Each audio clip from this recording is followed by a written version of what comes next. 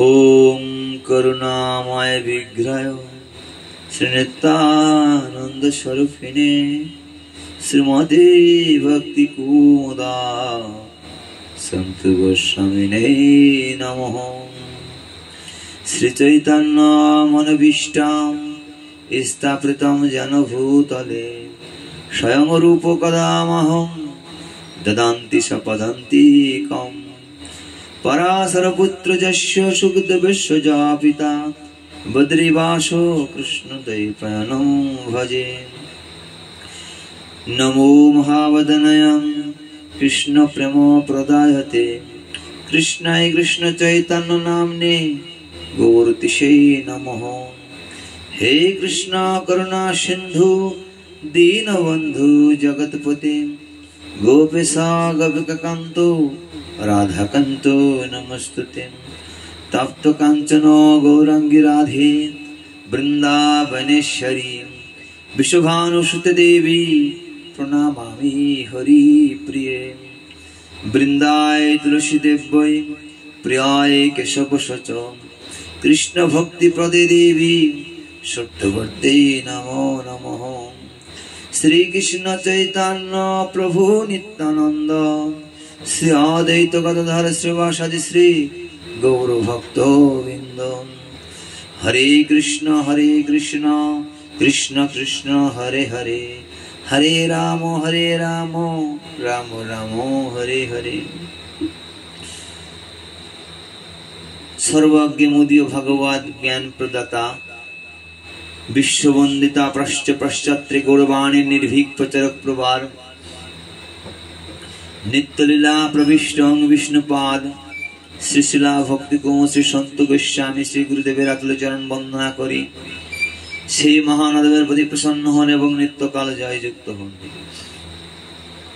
परम गुरुदेव जगत गुरु शिशिला प्रभुपाद भक्त सिद्धांत सरस्वती गोस्वामी ठाकुरेर अतुल चरण वंदना करी সেই মহানদেবের প্রতি প্রসন্ন হন এবং নিত্যকাল জয়যুক্ত হন। ওম নমো ভগবতে বাসুদেবায় ওম নমো ভগবতে বাসুদেবায় ওম নমো ভগবতে বাসুদেবায়। তো আজকের আলোচ্য বিষয়বস্তু ভাগবত কথা সর্বপ্রথম জগতে কিভাবে কীর্তন হয়।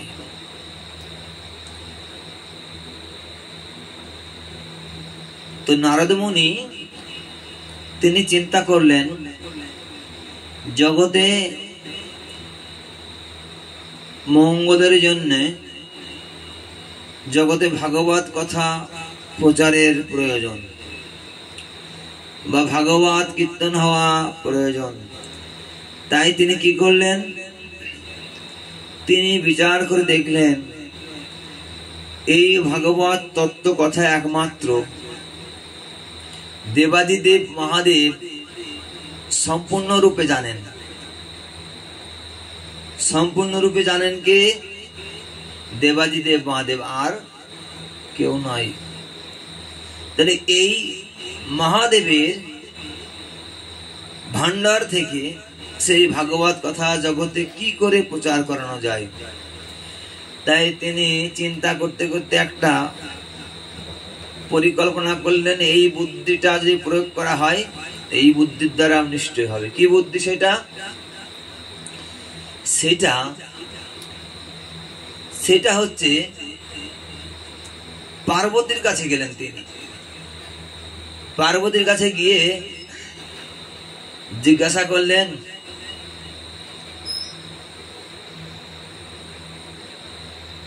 পার্বতী আবার মামি হচ্ছে কেন? মহাদেবের ভাগ্নে নারদ মুনি। তো পার্বতী দেবীকে গিয়ে নারদ মুনি জিজ্ঞাসা করলেন, মামি শরীর ও মন কুশল? বলছে হ্যাঁ বাবা নারদ, শরীর আর মন কুশল। সাধন ভজন সব ঠিক আছে তো? বলছে হ্যাঁ সব ঠিক আছে। তা আপনার যে পতি স্বামী দেবাদিদেব মহাদেব, তার সাথে আপনার কোনো সংসারের মধ্যে কোনো কলহ গঞ্জাম নাই? বলছে না, নেই, খুব সুখে শান্তিতে আমরা আছি, কোন প্রকার কলহ গঞ্জাম নাই। ও ঠিক আছে, কলহ গঞ্জাম যখন নেই, আমি কলহ গঞ্জাম সৃষ্টি করে দেবো এখনই। তা পার্বতীকে তখন নারদ মুনি জিজ্ঞাসা করছেন, হে মামি, এই যে বাবা মহাদেবের গলায় 12টা মুন্ডুর মালা আছে, এই মালাগুলো কিসের? আর এই মালা আছে কণ্ঠে ধারণ করে আছে এই মুন্ডুর মালা, এর কারণ কি, এর মহিমা কি, আপনি বলুন। তা পার্বতী বলছে, এটা তো আমার জানা নেই। সে কি, এই মুন্ডুর মালা সে গলায় পড়ে আছে কেন, আপনি জানেন না? বলছে না, আপনি তাদের সাথে সংসার ধর্ম ঘর সংসার করেন, আপনার স্বামী সেও আপনাকে বলেনি না, তো কেমন আপনার তারিখ সে গোপন করে রেখেছে, আপনার কাছে এই তত্ত্ব কথা জানায়নি, বলেনি, এর কারণ কি? আপনি এমন একটা লোকের সংসার আছেন যে আপনাকে গোপন করে চলে? তখন পার্বতীর রাগ হয়ে গেল, পার্বতীর রাগ হয়ে গেল। পার্বতী তখন, না, এই মুন্ডুর মালা পড়ে আছে কেন আমাকে বলেনি, আমি তো জিজ্ঞাসাও করিনি, বলেনি, আমি আর তার সাথে সংসার করবো না, আমি বাপের বাড়ি চলে যাচ্ছি। এই পার্বতী রাগ করে অভিমান করে বাবার বাড়ি চলে যাচ্ছে। পার্বতী বাবার বাড়ি চলে যাচ্ছে, এই সময় নারদ মুনি ছুটতে ছুটতে মহাদেবের কাছে গেলেন। মহাদেবকে বললেন, হে দেবাদেব মহাদেব, হে মামা, আপনার শরীর কেমন আছে? শরীর কুশল, সাধন বাদন কুশল? বলছে হ্যাঁ। তা নারদ মুনি, ভাগ্নে, তুমি কোথা থেকে আসলে? আমি পার্বতীর কাছে গিয়েছিলাম, সেখান থেকে আসলাম। দেখলাম সে রাগ করে ছুটতে ছুটতে কোথায় চলে যাচ্ছে। হ্যাঁ, বাবার বাড়ির দিকে মনে যাচ্ছে। কেন রাগ করে যাবে কেন? তার সাথে তো আমার কোনো কলহ গঞ্জাম হয়নি, রাগ করবে কেন? তুমি তার কাছে গিয়েছিলে? বলছে হ্যাঁ। এই বেটা মনে আমার সম্পর্কে উল্টো পাল্টা কিছু বলেছে, তাই রাগ করে চলে যাচ্ছে। তো নারদকে ওখানে বসিয়ে ছুটতে ছুটতে মহাদেব পার্বতীর সামনে গেলেন। দাঁড়াও, তুমি কোথায় যাচ্ছ? বাবার বাড়ি। কেন? তোমার সাথে আমি সংসার ধর্ম আর করবো না। কারণ কি? তোমার গলায় ওই যে মুন্ডুর মালা, কিসের মুন্ডুর মালা? 12টা মানুষের মুন্ডু না কিসের মুন্ডু বলনি, এটা আমাকে। মুন্ডুর মালা কেন পরো তাও বলনি, গোপন করেছ আমার সঙ্গে, তুমি তো জিজ্ঞাসা করনি, তাই আমি বলিনি। শোনো, এটা তুমি রাগ করে যাওয়ার দরকার আছে কি? এই মুন্ডুগুলো হচ্ছে সব তোমার মুন্ডু। কি বলছে? হ্যাঁ হ্যাঁ পার্বতী, শোনো, এর আগে তোমার 12 বার জন্ম হয়েছে আর মৃত্যু হয়েছে।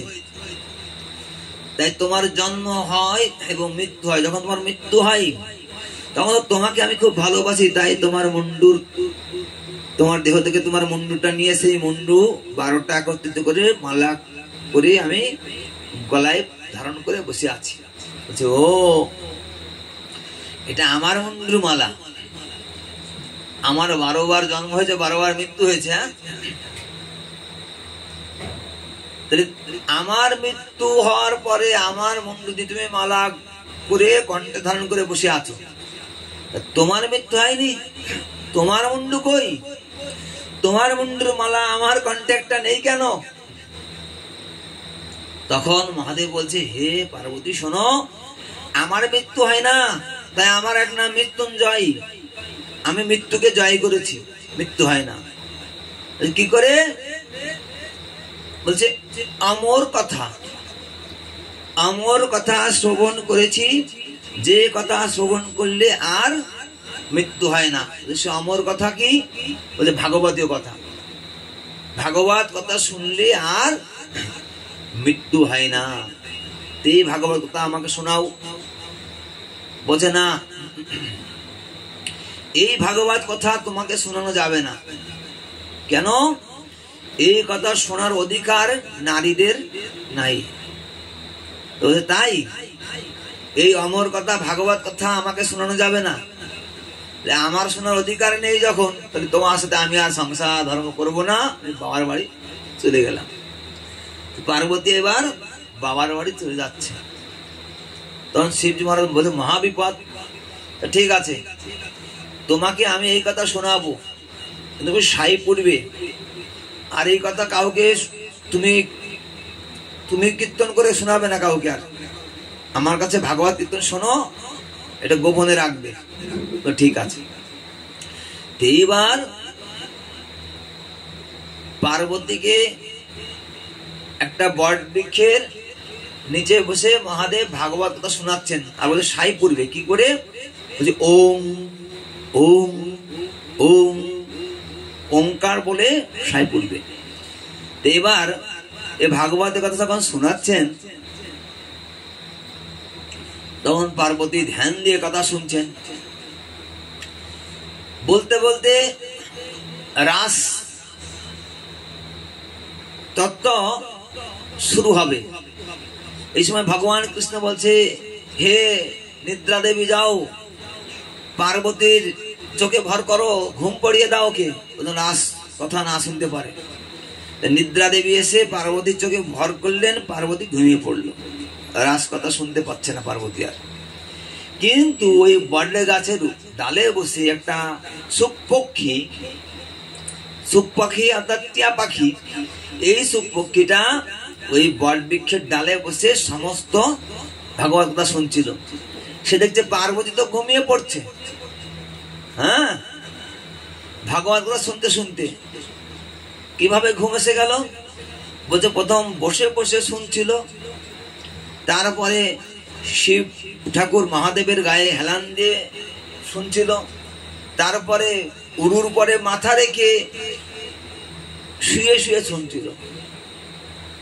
আর এই রাস কথা যখন কীর্তন হচ্ছে, কৃষ্ণ ভগবান ঘুম পাড়িয়ে দিল তন্দ্রা দেবীর মাধ্যমে।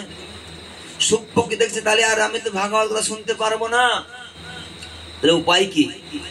তাই পার্বতী সুরকে নকল করিয়ে সুখপক্ষী ওম ওম এইভাবে ওম ওম উচ্চারণ করে সমস্ত ভাগবতীয় তত্ত্ব কথা, লীলা কথা সব শ্রবণ করে নিলেন। মহাদেব বলছে, কি ব্যাপার পার্বতী, তুমি খুশি তো? আনন্দ হচ্ছে তো তোমার? সব কথা তুমি শুনলে? দেখে পার্বতী ঘুমাচ্ছে। মহাদেব দেখলেন, আর এই সর্বনাশ, এ পার্বতী তো ঘুমাচ্ছে এখানে। হ্যাঁ, তাহলে এই কথা শুনলো কে? চতুর্দিকে তাকিয়ে দেখে কোনো জনমানব কেউ নাই, কিন্তু বট বৃক্ষের উপরে তাকিয়ে দেখে সেই বট গাছের ডালে বসে আছে একটা সুখ পক্ষী। এই সুখ পক্ষী এই ভাগবত কথা সম্পূর্ণ শুনেছে। তখন মহাদেব বলছে, এই সুখ পক্ষী শোন, তুই ব্রহ্মবিদ্যা অপহরণকারী, তাই তোর মৃত্যু হবে এখন। তাই ত্রিশূল ছুড়ে দিল, সুখ পক্ষীটা বাঁচার জন্য উঠতে উঠতে গেল। হ্যাঁ, সে কোথায় গেল? ব্যাস পত্নী স্নান করে এসে আড়ার পরে যখন কাপড় নাড়বে, সূর্যের কিরণ লেগে হা করে হাই তুললো, উঠতে উঠতে গিয়ে সুখ পক্ষীটা ব্যাসদেবের পত্নীর মুখের মধ্যে দিয়ে গর্ভে প্রবেশ করলো। যখন এই ঘটনা ঘটলো, তখন শিব ঠাকুর বলতে, ঠিক আছে, তুই ওই মায়ের গর্ভ থেকে বেরোনোর সঙ্গে সঙ্গে তোকে আমি হত্যা করবো। আমি বসলাম, ত্রিশূল নিয়ে গন্ডি কেটে শিব বসে গেল সেখানে। ব্যাসদেব আসলেন, মহাভাগবত বেদব্যাস। শিব ঠাকুর ব্যাসদেবকে প্রণাম করলেন, আবার ব্যাসদেব শিব ঠাকুরকে প্রণাম করলেন। দুজন দুজনকে প্রণাম করে আলিঙ্গন করে বললেন যে মহাদেব কি এত আগমন বলুন। মহাদেব বলতে দেখুন আমি ভাগবতের কথা পার্বতীকে শোনাচ্ছিলাম। হ্যাঁ, অমরনাথ, অমর কথা শুনিয়েছিল, তাই সেই জায়গার নাম হচ্ছে অমরনাথ তীর্থধাম। সেই তীর্থধামের নাম কি? অমরনাথ তীর্থধাম। সেখানে বসে শোনাচ্ছিলাম। এই অমরনাথে বসে ভাগবতের কথা শোনাচ্ছে, অমর কথা। এই সময় এই সুখ পাখিটা ভাগবত কথা শ্রবণ করে নিয়ে সে উঠতে উঠতে এসে আপনার পত্নীর মুখ দিয়ে গর্ভের মধ্যে প্রবেশ করেছে। আমি তাকে এখানে এসে এখন সেখান থেকে তাকে গর্ভ থেকে বেরোনোর সঙ্গে সঙ্গে হত্যা করে তাকে এখান থেকে যাব। সঙ্গে সঙ্গে ব্যাসদেব বললেন, হে মহাদেব, আপনি না বললেন এটা অমর কথা, অর্থাৎ এই কথা যে শ্রবণ করে তার আর মৃত্যু হয় না। পার্বতীকে বলেছিলেন এই কথা শ্রবণ করে আপনি অমরত্ব লাভ করেছেন। হে মহাদেব, তো কেন কেন আপনি এই সুখ পক্ষীকে মারবেন? আপনি যদি এই পক্ষীটাকে এখন মারেন তাহলে আপনার এই অমর কথার নাম হবে মৃত্যুময় কথা। এই কথা আর জগতে কেউ শুনবে না। মহাদেব, তাই তো। তাই মহাদেব সেখান থেকে গন্ডি উঠিয়ে নিয়ে চলে গেলেন, আর সুখ পক্ষীকে মারলেন না। আর এই সুখ পক্ষী মাতৃগর্ভে 1-2 দিন, এইভাবে 1-2 মাস, 1-2 বছর, এইভাবে 16 বছর মায়ের গর্ভে ছিল। তাই এই সুখ পক্ষী পরবর্তীতে ব্যাসদেবের বিশেষ আহ্বানে মাতৃগর্ভ থেকে ভূমিষ্ঠ হয়ে তিনি ছুটতে ছুটতে বনের মধ্যে গমন করেছিলেন। এবং তিনি সেই পরীক্ষিত মহারাজের সবাই উপস্থিত হয়ে পরীক্ষিত মহারাজের সেই সর্প আঘাতে মৃত্যুর যে যন্ত্রণা, সেটা থেকে তার রক্ষা করে তিনি ভাগবত কথা কীর্তন করে তাকে উদ্ধার করেছিলেন। এই সুখ পক্ষী পরবর্তীতে সুখদেব গোস্বামী হয়েছিলেন। তো এই সুখদেব গোস্বামী পাদ তিনি ছুটতে ছুটতে বনে গমন করলেন। তিনি যখন বনে গমন করলেন, এদিকে আমরা একটু মহাভারতের দিকে নজর করি। মহাভারতে আমরা দেখতে পাই উত্তরাদেবীর গর্ভে অভিমন্যু পুত্র পরীক্ষিত মহারাজ আছেন। পরীক্ষিত মহারাজ যখন আছেন, অশ্বত্থামা ব্রহ্মাস্ত্র নিক্ষেপ করলো। দ্রৌপদী সুন্দরী, কুন্তী দেবী এবং উত্তরা দেবী একসাথে হাহাকার করে বলছে, কৃষ্ণ হে প্রভু, হে জনার্দন, হে মধুসূদন রক্ষা করো। সঙ্গে সঙ্গে ভগবান সুদর্শন চক্র দিয়ে তাকে রক্ষা করেছিলেন ভগবান শ্রীহরি। তাই সেই পুত্র যখন ভূমিষ্ঠ হয়, অর্থাৎ পরীক্ষিত মহারাজ, তার নাম হয় কি? বিষ্ণুরাত। কেন বিষ্ণুরাত? ভগবান শ্রী বিষ্ণুর চক্র তাকে রক্ষা করেছিল, তাই তার নাম হয়েছে বিষ্ণুরাত। যখন তিনি এইভাবে বিষ্ণু চক্র দ্বারা উদ্ধারিত হলেন, তার নাম রাখা হলো বিষ্ণুরাত। পরবর্তীতে তিনি পরীক্ষিত মহারাজ কিভাবে হলেন? তিনি পরীক্ষা করতে শুরু করলেন, আমি মাতৃগর্ভে কোন সুদর্শন, স্বর্ণময় কোন পুরুষকে, সুন্দর জ্যোতির্ময় কোন পুরুষকে দেখেছিলাম। তাই তিনি কোন মানুষকে পাওয়ার সঙ্গে সঙ্গে তাকে পরীক্ষা করতেন, এই পুরুষটাকে দেখেছিলাম কি নাকি এই পুরুষকে দেখেছিলাম, তিনি পরীক্ষা করতেন। তাই তার নাম হয়েছে পরীক্ষিত মহারাজ। পরীক্ষিত মহারাজ নাম হলো। সেই পরীক্ষিত মহারাজ পরবর্তীতে পঞ্চপাণ্ডবগণ সবাই যখন সদাম যাত্রা গ্রহণ করলেন, তার আগেই পরীক্ষিত মহারাজকে রাজ অভিষেক করিয়ে রাজ্য প্রদান করলেন। পরীক্ষিত মহারাজ সমস্ত রাজ্য ভ্রমণ করতে করতে তিনি কুরুক্ষেত্রে আসলেন। কুরুক্ষেত্রে এসে দেখলেন একটা রাজা। কি ব্যাপার, আমি রাজা, আবার কি? সে রাজা কি করছে? এক হাতে তরোয়াল নিয়ে তিনি একটা বৃষ ষাঁড়,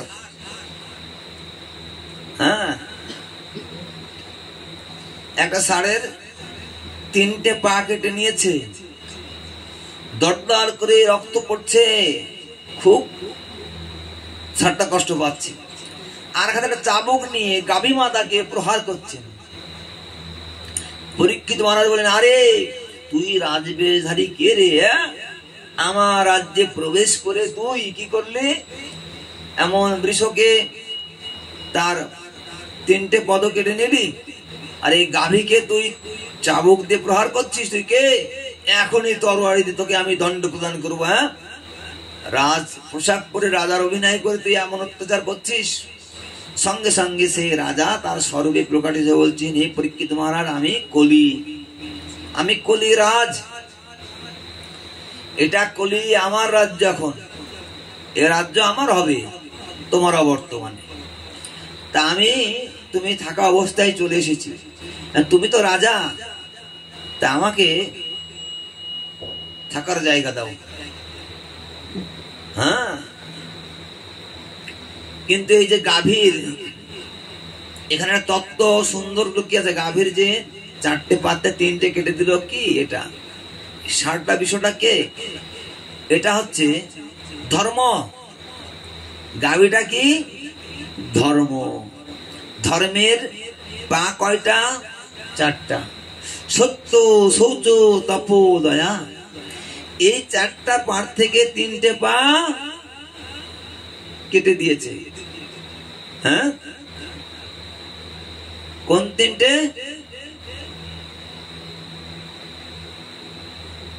শৌচ, তপ, দয়া, 3টে পা কেটে দিয়েছে। আর আছে কি? সত্য। অর্থাৎ এই কলিযুগে সত্য কথা মানুষ একটু বলে, শৌচতা নাই, শৌচ নাই, পবিত্রতায় নাই, অপবিত্র মানুষ হয়ে পড়েছে সব। দেখবেন অপবিত্র কেন?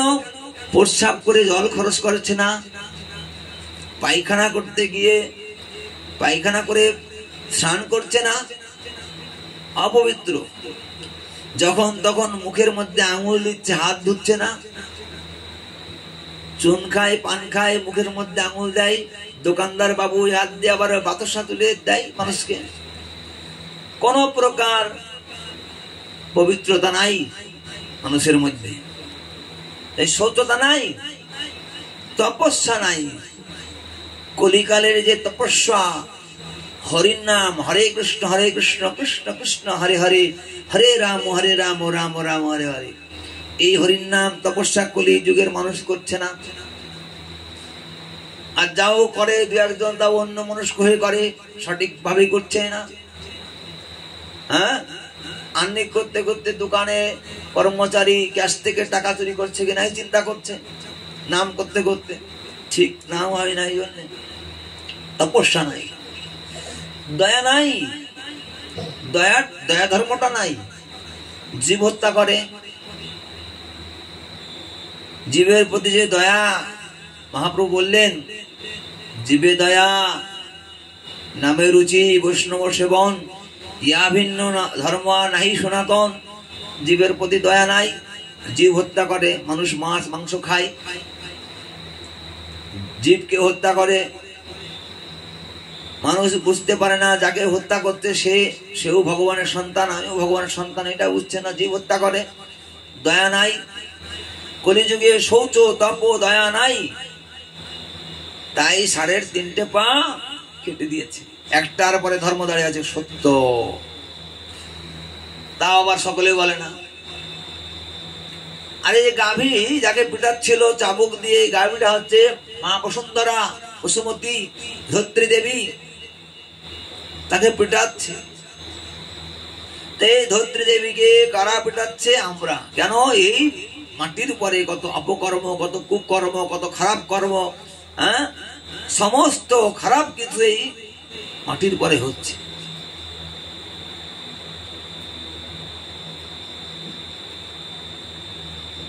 আজকে দেখুন, যে ভাগবত কথা দেবাদিদেব মহাদেব পার্বতীকে শোনালেন, তো এই দুর্গা পুজোতে এটা ভাগবত কথার আয়োজন হয় না কোথাও। যে মা প্রসন্ন হন, ভাগবত কথা শুনলে খুশি হন, সেই কথা কীর্তন করে কেউ শোনাচ্ছেন না মাকে। মায়ের উৎসবে বিভিন্ন প্রকার ডিজে গান শোনায়, ভক্তিমূলক গান কিছু বাজায় না, মদ মাংস খেয়ে নাচানাচি করে মায়ের পূজার নাম করে অনাচার ব্যভিচার হচ্ছে। সদাচারী সেই পুজো হচ্ছে না, রাজসিক তামসিক ভাবে পূজা হচ্ছে, যে পূজা মা কখনো গ্রহণই করেন না। আজ দেখে আমাদের এই সনাতন ধর্ম ধ্বংসের পথে চলে যাচ্ছে এই কারণে। কেন? সনাতন ধর্মের মানুষ যারা, তারা নিজেদের ধর্মটাই সম্মান করে না, নিজেদের ধর্মকে ভালোবাসে না, নিজের ধর্মের নিয়ম কানুন আইন আচার নিষ্ঠা এটা পালন করে না। তাই আমাদের ধর্ম পিছনে পড়ে যাচ্ছে ধ্বংসের দিকে, আর অন্য অন্য ধর্মগুলো সব সারা পৃথিবীতে বড় প্রচার হচ্ছে, হ্যাঁ, বেশি হয়ে যাচ্ছে, বৃদ্ধি হয়ে যাচ্ছে। কারণ তারা তাদের ধর্মীয় সেই যেখানে প্রার্থনা করতে হয় সেখানে তারা কখনো এরা ধরনের খারাপ কর্ম করে না। তাই খুব দুঃখ, বড় বড় মহারাজ মুনি ঋষিগণ বলেন সনাতন জাতি ধ্বংসের দিকে চলে যাচ্ছে এইভাবে। তো যাই হোক, এইভাবে বসুন্ধরা মাটির পরে অকথ্য অত্যাচার করা হয়। এইভাবে কলি এসে পড়েছে, পরীক্ষিত মহারাজের কাছে থাকার জায়গা চাইছে। পরীক্ষিত মহারাজ কলি মানে তো অধর্মকে অধর্মের জায়গায় দিয়ে দিই। কোথায় দিয়ে দিল? আমিষ আহার, দ্রুত ক্রিয়া, নেশা, অবৈধ সঙ্গ, কলির জায়গা। কোথায়? আমিষ আহার, যেখানে আমিষ খাওয়া খাই হবে সেখানে কলি থাকে, অধর্ম থাকে, সেখানে অধর্ম থাকে, ধর্ম নাই সেখানে, সেখানে জায়গা দিয়ে দিল। পরীক্ষিত মহারাজ, যাও কলি, তুমি যখন এসে পড়েছো আমিষ আহারে থাকো। দ্রুত ক্রীড়া, যেখানে তাস পাশা, ক্যারাম খেলা, লুডো খেলা, ফুটবল ক্রিকেট খেলা, এখানে নেশা, যেখানে মদ গাঁজা, হ্যাঁ, এইসব হিরোইন, তারপর আরো কি সব আছে সব খাই সেখানে, হ্যাঁ, তারপরে বেশতলায়, পতিতলায়, সেখানে। এই চারটে জায়গায় দেওয়ার পরে কলি বলছে যে চারটে জায়গা তো দিল পরীক্ষিত মহারাজ, কিন্তু এই পরীক্ষিত মহারাজকে তো আমি হাঁটাবো, তাই পরীক্ষিত মহারাজ তো চারটে জায়গার মধ্যে নেই, চারটের কোন জায়গায় পরীক্ষিত মহারাজ তো যায় না। কিন্তু পরীক্ষিত মহারাজের মাথায় কি আছে? সোনার মুকুট আছে। তো বলছে, মহারাজ তুমি কৃপা করে আর একটা জায়গা আমাকে দাও। সঙ্গে সঙ্গে কলিকে স্বর্ণ দিয়ে দিল, দাও সোনা। সোনা কি? কলি। সোনা হচ্ছে ভয়ঙ্কর কলি। আর এই সোনা ব্যবহার না করতে পারলে দেখো আজকাল মায়েরা তার স্বামীদের সাথে কি জ্ঞানজাম শুরু করে দেয়, কলি নেবে তাই, হ্যাঁ, তার স্বামী যে তার বড় অহংকার অলংকার সেটা সে বুঝতে পারতে না, হ্যাঁ, সে সোনা সোনা করে মাথা খারাপ করে দিচ্ছে। এই হচ্ছে পাঁচটা জায়গার মধ্যে যে সোনার নাম উচ্চারণ করে দিল, সঙ্গে সঙ্গে কলি কি করলো? পরীক্ষিত মহারাজের মাথায় চেপে বসলো। এবার সোনা আছে। আর এই পরীক্ষিত মহারাজ তখন যখন কলি মাথা পরে উঠে গেল, তখন এবার তার দ্বারায় শুরু হয়ে গেল কিছু অধর্ম। সে মৃগয়াতে গেল, সেখানে গিয়ে শ্রমিক মুনির আশ্রমে গিয়ে জল পান করার জন্য জল চাইলেন, 3 বার জল দিলেন না। তিনি শ্রমিক মুনির গলদেশে মৃত সর্প দিয়ে দিলেন, হ্যাঁ, মৃত সাপ দিয়ে দিল। কেন এরকম কর্ম তিনি করলেন এত ধার্মিক রাজায়? কারণ তো একটাই, কলি তার মাথার উপরে সোনার মুকুটে পরে এসে বসছে। এবার শ্রমিক পুত্র শৃঙ্গী মুনি তখন তাকে কি করলো? তাকে অভিশাপ দিয়ে দিল, 7 দিবসের মধ্যে তক্ষক দংশনে তার মৃত্যু হবেই হবে। অভিশাপ পেয়ে গেল। তখন সমস্ত মুনি ঋষিদের তিনি আহ্বান করলেন, গঙ্গার পাড়ে তুলসী কানন সেখানে বসলেন, হ্যাঁ, সেখানে সমস্ত মুনি ঋষিরা এসে উপস্থিত হরিদ্বারে। সেখানে যখন সবাই আসছে, বলছে আপনারা বলুন আমার মঙ্গল কিসে হবে? এক একজন এক এক রকম বলছে, কেউ যাগ করো, যজ্ঞ করো, পূজা করো, দান করো, ধ্যান করো। হ্যাঁ, কিন্তু ব্যাসদেব বললেন না, এ আর 7 দিন থাকবে, 7 দিন আয়ু আছে, 7 দিনের মধ্যে একটা কর্ম আছে কি, ভাগবত কথা কীর্তন শুনতে হবে। সব থেকে মঙ্গলময় এটা, অল্প সময়ের মধ্যে ভাগবত প্রাপ্তি, ভগবানকে লাভ করা যাবে। পরীক্ষিত মহারাজ বলেন ঠিক আছে, শোনান ভাগবত কথা।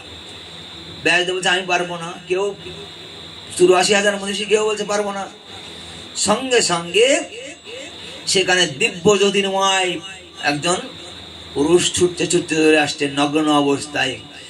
কিছু দুষ্টু বালকেরা তাকে বলছে, না পাগল পাগল, মায়েরা লাঠি নিয়ে তাড়া করেছে, নগ্ন অবস্থায় আছে।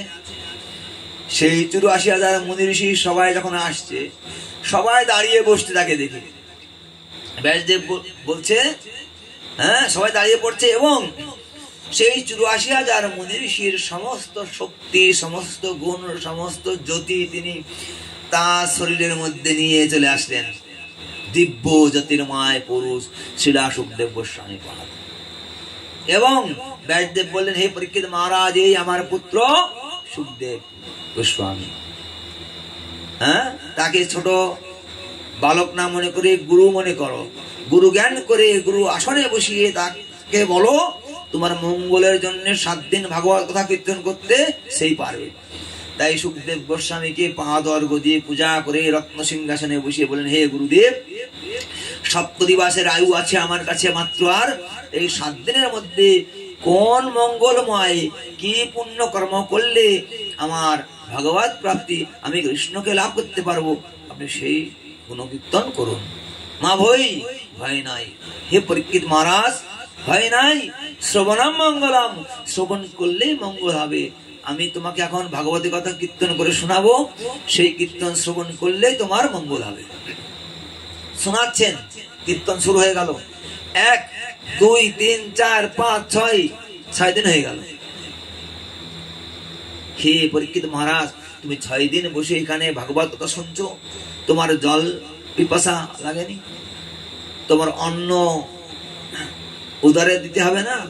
তুমি যাও তো অন্ন জল পান করে একটু ঘুমিয়ে বিশ্রাম করে আসো, আবার তোমাকে আমি কথা শোনাবো। পরীক্ষিত মহারাজ বলছেন, হে গুরুদেব,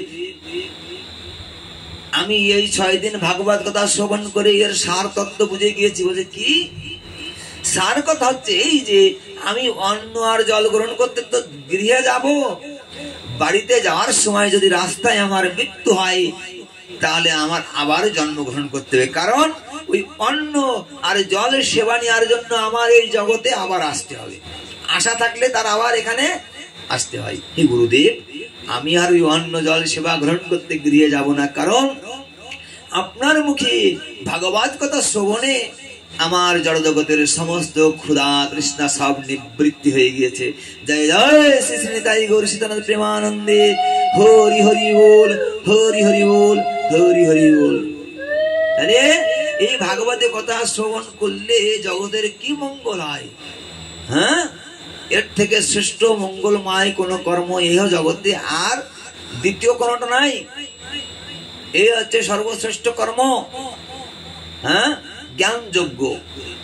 এই ভাগবত কথার এক নাম হচ্ছে কি জ্ঞান যজ্ঞ। তাই এই জ্ঞান যজ্ঞের দ্বারাই কেবল ভগবানকে লাভ করা যায়। আর নাম যজ্ঞ অর্থাৎ হরে কৃষ্ণ কৃষ্ণ কৃষ্ণ হরে হরে, হরে রাম রাম রাম হরে হরে। এই নাম যজ্ঞ আর এই জ্ঞান যজ্ঞ, এর দ্বারাই কেবল কলিযুগের মানুষ ভগবানকে জানতে পারবে এবং ভগবানের নাম গুণকীর্তন করে, এই নাম গুণকীর্তন করার মাধ্যমে তারা ভগবানের বিশেষ কৃপা লাভ করবে। যাই হোক, আপনারা যারা ভাগবতের কথা শুনলেন, আপনারা অবশ্যই এই কথা আপনাদের জীবনে প্রয়োগ করা বা পালন করার চেষ্টা করবেন। আর এই হেন ভাগবতের কথা সব গুরুদেবের মহিমা, তার মুখে শ্রবণ করা কথাগুলো আমি আপনাদের কীর্তন করে শোনালাম। তা আমাদের ভাগবতের কথা যা আপনাদের ভালো লাগে, তাহলে আপনারা আমাদের চ্যানেলটিকে সাবস্ক্রাইব করবেন এবং শেয়ার করে অন্যজনকে শোনার সুযোগ করে দেবেন। বলো রাধে রাধে, রাধে শ্যাম, নিতাই গৌর সীতানাথ প্রেমানন্দে। হরি হরি বল, হরি হরি বল, হরি হরি বল, হরি হরি বল।